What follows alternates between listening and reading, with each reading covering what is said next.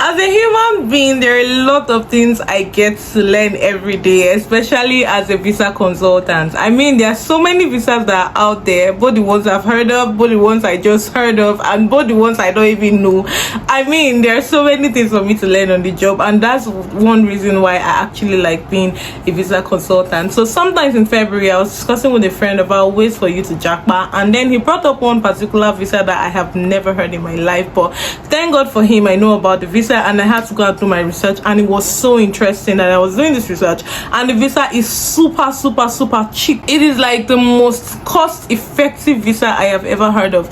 If you want to get the proper information, stay to the end of this video. If you're new to this channel, click on the red subscribe button to join this community, and if you're a returning subscriber, you already know what I'm about to say. I love you so much and thank you for your support. So let's go straight into the video.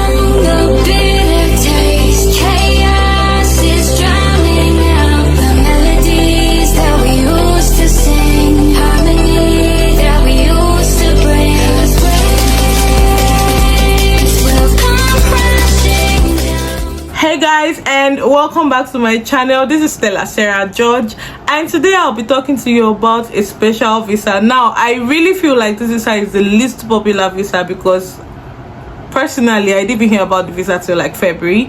So this visa is called the Minister of Religion visa. Basically, the Minister of Religion visa is a work visa, is a UK work visa for foreigners, both skilled and unskilled workers, that has a job offer from any faith-based community or any religious community.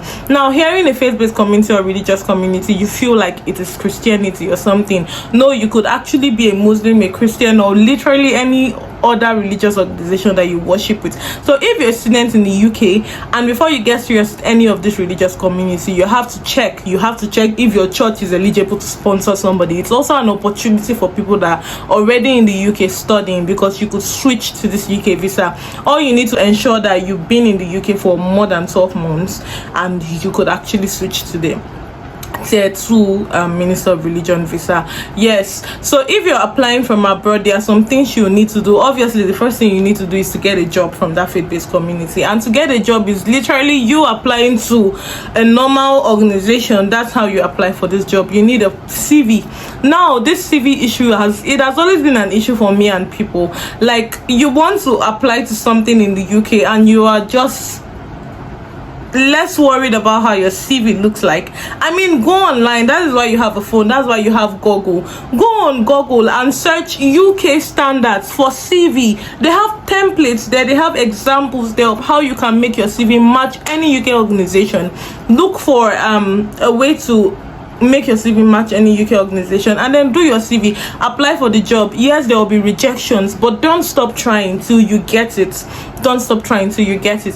Apply for these jobs, get your English proficiency. They might request you to do like an interview or something to prove that you could actually deliver on the job when you're employed. So when it's time for you to apply for the visa, what are the requirements you need? The first thing is that you actually need to get a job from this faith-based community, which means that when you get the job, the community or the faith-based organization or whatever organization sponsoring you under the Tier 2 visa will be giving you what is known as the course. The course is simply your certificate of sponsorship, which shows that these people will be acting as your sponsor to the UK. And the sweet thing about this visa is that you could actually travel with your family. You could travel with dependents, and this visa allows you to stay in the UK for 3 years and 1 month. And guess what? That's not it. It is renewable. When I say renewable, it is very renewable.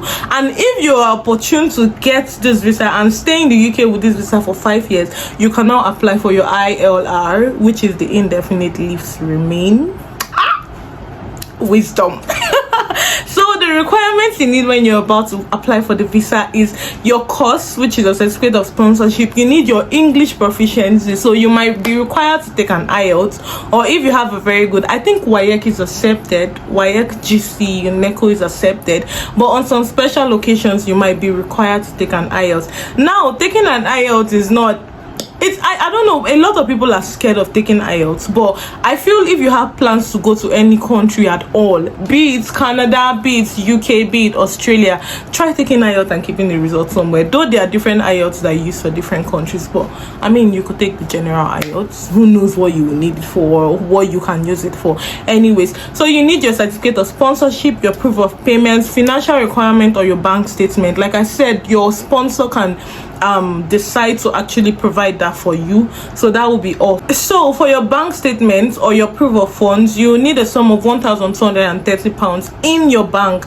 as proof that yes, you could actually take care of some things when you get to the UK. Just like how you do the student's visa and then you need your proof of funds, you also need a proof of fund for this. And then for your visa payment, the visa payment, if you're applying outside the UK, is just 630. I like rounding up. It is not up to 630, but I always like overestimating, because I mean, that's the goal.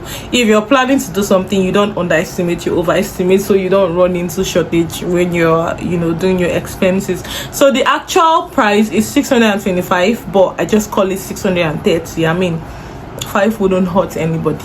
So your visa fee is 630 as the main applicant. As a dependent, the same 630 if you're applying from outside the UK. And if you're planning to switch to another visa, from your student visa to this visa in the UK, I think your visa fee is around 730 or thereabouts. And you could also pay for priority service, which is an extra £500 for you to get your decision done in like 7 days. And for you to apply for this visa, you have to start 3 months prior to when you are about to start your job. So if you're given a job offer and you're supposed to start in November, you should have started your visa application now. So you have the opportunity to start applying for this visa against January, and then by September or October, you should have started applying for your visa. I mean, you can do it. Just keep persisting, keep persisting, keep persisting. So what can you do under this visa? Obviously, you can work for whoever is sponsoring you. You can work 2 jobs, but working a second job means that your second job must not in any way affect the first job that you're doing. Number 3, you could actually travel or transit in and out of the UK. So you are not limited staying in the UK alone. You could actually go back home, come back, go to another country, come back, you know, apply for visas, as long, again, that it does not affect whatever job you're doing for your sponsor. Number 4 or number 3, I don't know what number, but you could actually come to the UK with your dependents. Now the next one is that it gives you 3 years and 1 month. I mean, what visa gives you 3 years and 1 month just like that at a very cheap rate? And the next thing is that if you stay, I've already mentioned it before, if you stay with this visa 5 years, you can apply for your ILR. What else? You could actually do a voluntary job under this visa. And one more thing, yeah, if you're able to renew this visa, you could be given up to 6 years or more than 6 years in your next renewal, but under some conditions, right? I think the condition is if you've had a UK resident permit before, either under your student visa or under the same visa, you could be given 6 years. I'm not entirely sure, but you could actually get more information from the UK government sites. I think they have like very amazing or detailed information. I'm just here to give you the little I know. I mean, I feel I feel that's it. That's about it. And yeah, people that can switch to this visa, like I said, people that are on their student visa. If you want to switch to the Tier 2 Minister of Religion visa, as a student in the UK, you need to provide your degree, certificates, your transcript, and an academic reference from whatever university you finished from in the UK, showing that you're done, you passed, and you have no problem applying for the Tier 2 sponsorship visa. And if you're actually on another kind of visa, maybe a work visa or something, you need to also provide a reference from your former employer stating that the contract you had with him or her has been terminated before you could switch.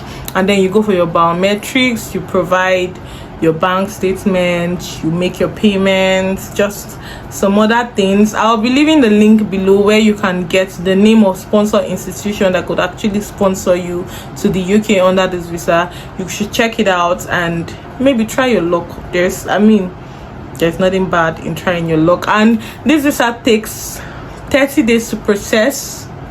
I think 30 days or 15 to 30 days to process and get your visa decision. And like I said, you could pay for priority service extra 500, and super priority is around £985 for you to get your decision the very next day, 2 working days or 1 working day, and then the 500 for 1 working week. That's like 7 working days or so. I'll leave the link to the UK government site and also the link to the list of institutions or organizations that can sponsor you under this visa, so you should check it out. Thank you for staying to the end of this video. Thank you for always supporting me, and if you want to see more of my video, please subscribe. Don't forget to subscribe to my channel. I'll see you in the next video. I love you so much, and take care of yourself.